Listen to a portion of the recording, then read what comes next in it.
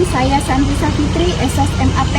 Saat ini saya bekerja di Inspektorat Daerah Kabupaten Wajo, Sulawesi Selatan sebagai PPUPD Ahli Pertama pada Inspektur Pembantu Wilayah 3 sejak April 2021 melalui jalur invasi.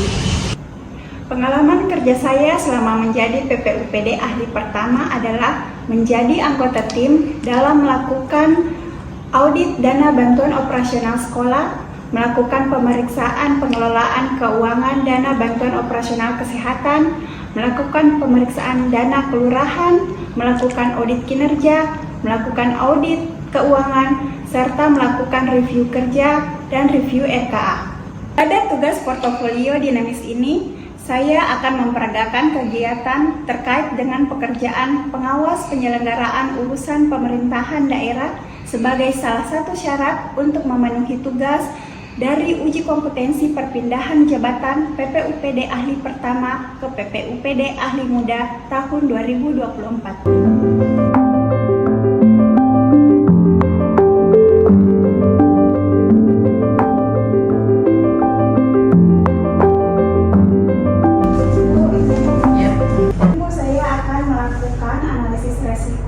Untuk melihat potensi masalah yang bisa mempengaruhi kinerja daerah seperti resiko keterlambatan proyek atau kekurangan anggaran. Untuk analisis lingkungan ini, kami akan menganalisis lingkungan internal dan eksternal. Untuk internalnya, kami akan melakukan analisis SWOT untuk menilai kekuatan, kelemahan, peluang, dan ancaman yang ada.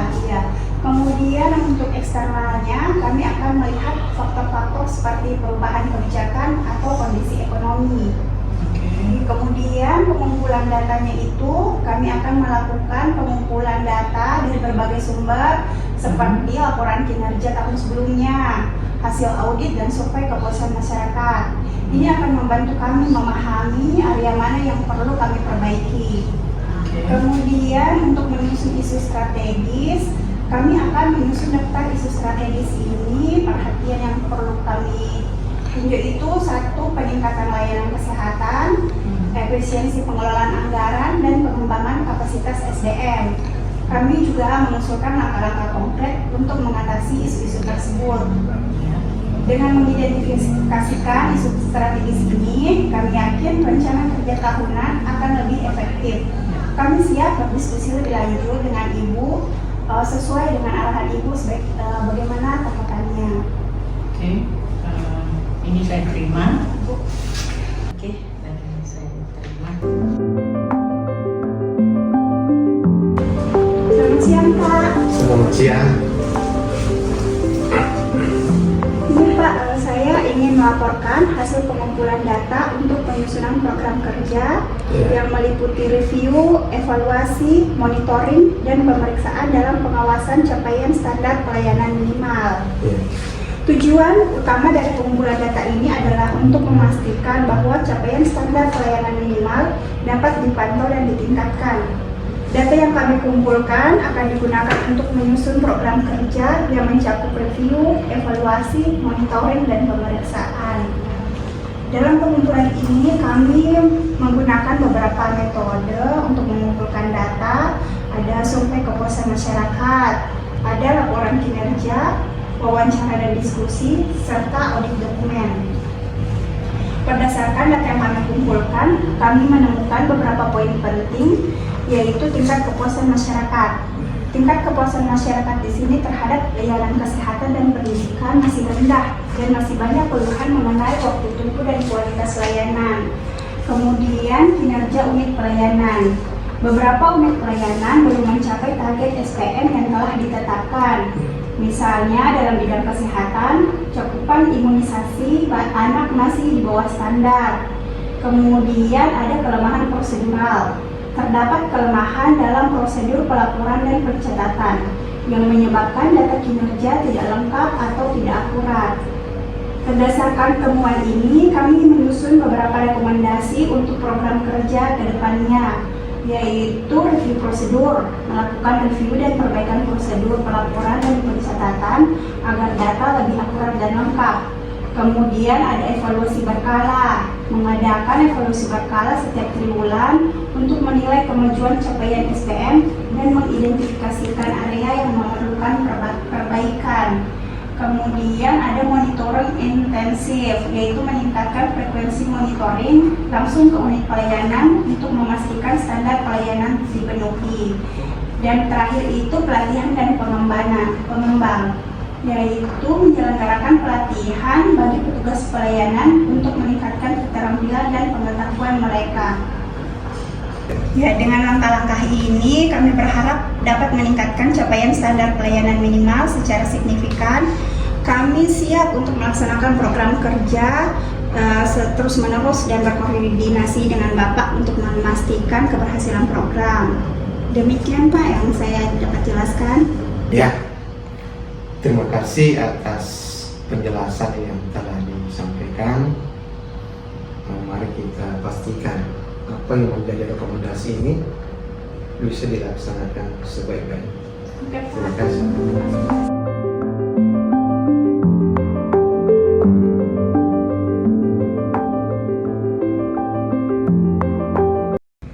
Ini Pak, saya ingin menyampaikan bahan ekspos terkait dampak pelaksanaan urusan pemerintahan konkuren oleh pemerintah daerah.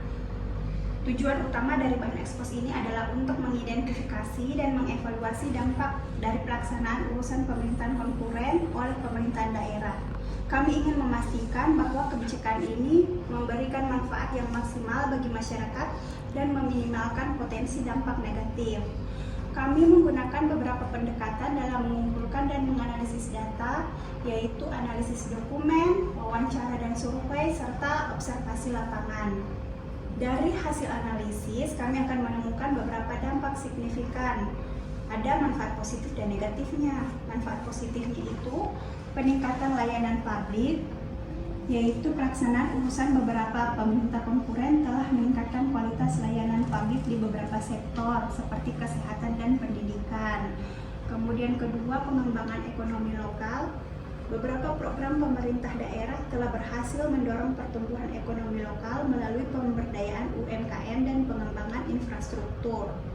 Namun dampak negatifnya itu terjadinya persaingan tidak sehat.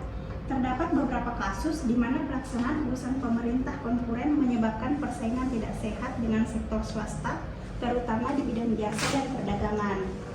Kemudian kedua, efisiensi anggaran. Ditemukan adanya efisiensi dalam penggunaan anggaran karena tumpang tindih program antara pemerintah pusat dengan pemerintah daerah. Berdasarkan temuan tersebut, kami mengajukan beberapa rekomendasi, yaitu koordinasi lebih baik, meningkatkan koordinasi antara pemerintah pusat dan daerah untuk menghindari tumpang tindih program dan memastikan penggunaan anggaran yang efisien.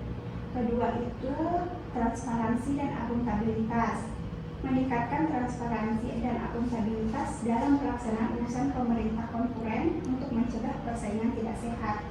Dan yang terakhir itu peningkatan kapasitas, memberikan pelatihan dan pengembangan kapasitas bagi pegawai pemerintah daerah untuk mengelola program-program tersebut dengan lebih efektif. Dengan menerapkan rekomendasi ini, kami yakin bahwa dampak negatif dari pelaksanaan urusan pemerintah konkuren dapat diminimalkan, sementara manfaat positifnya dapat dimaksimalkan. Kami siap bekerja sama dengan memastikan keberhasilan pelaksanaan kebijakan ini, Pak. Oke, terima kasih banyak. Tentu saya sebagai atasan, saya mensupport terus. Semoga apa yang menjadi perencanaan kegiatan ini betul-betul bisa dilaksanakan. Dan selanjutnya kami bersedia setiap saat untuk membantu sekiranya ada hal-hal yang ingin dikomunikasikan. Dan yang penting di sini bahwa dalam kegiatan evaluasi tentu harus menetapkan indikator-indikator apa yang kita pakai dalam menentukan atau menilai daripada evaluasi itu. Saya kira demikian. Terima kasih. Assalamualaikum. Waalaikumsalam. Selamat siang, Bu. Ya, selamat siang. Ya, ini saya mau menyampaikan keterangan tentang penyelidikan terkait daftar tunggu calon pelanggan pada Perumda Ayam Minum Tirta Dala Tempe. Ini kasus kami sedang selidiki, Bu. Ya. Ini karena adanya dugaan data usulan PDAM itu untuk pemasangan aliran air tidak sesuai dengan data yang ada. Oke. Jadi pemeriksaan ini bertujuan untuk memastikan apakah data usulan tersebut benar adanya dengan data keadaan yang sebenarnya. Jadi sistemnya. dokumen yang kami telah itu meliputi laporan usulan daftar tunggu dari PDAM. Ini daftar usulannya Bu dari PDAM. Oh, iya. Sementara verifikasi dokumen yang ada itu berupa fotokopi KTP dan kartu keluarga. Oke. Ini rekannya. Ini di verifikasi Iya. ya. Namun Bu, setelah kami verifikasi dan membandingkan daftar calon serta melakukan survei dan wawancara dengan saksi, ternyata daftar yang ada di data PDAM ini ada 481 orang. Namun di dalam dokumen atau data keadaan yang ada itu cuma 396. Iya, jadi kurang 85 data yang tidak ada. Untuk itu Bu, kami merekomendasikan ke PDAM agar lebih datanya lebih akurat lagi. Selanjutnya bagaimana arahan Ibu? Oh ya, kalau dari saya mungkin menyarankan supaya saudari Santi melanjutkan dengan cara konfirmasi ke masing-masing anggota auditornya, ya, supaya lebih akurat dan meminimal kesalahan, apalagi kalau ada indikasi penyelewengan itu bisa kita hindari semua.